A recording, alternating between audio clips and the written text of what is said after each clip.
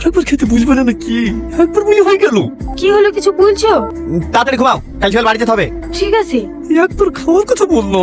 বুড়ি বুড়ি, এই হ্যাঁ মা, একটু বাইরে তো মধু। খাবার নিয়ে এসে মনে হয়। এই না হলে আমার শাশুড়ি। বলো মা, জামাই ঘুমিয়ে গেছে? শুয়ে আছে, এখনো ঘুমায়নি। দেখো দিনি, এভাবে না খেয়ে কেউ ঘুমায়? এই খাবারটা লেগে দেখ খাবে কি? না না মা, আমি কিছু করতে পারবো না, জানোই তো রাগ কেমন। একবার বলি দেখ, আর না কইবো না। তাই বলে হয়? আমি না একবার ডেকে দেখি। তুমি যাও না, না হলে আবার এটা সেটা বলে অপমান করে দেবে।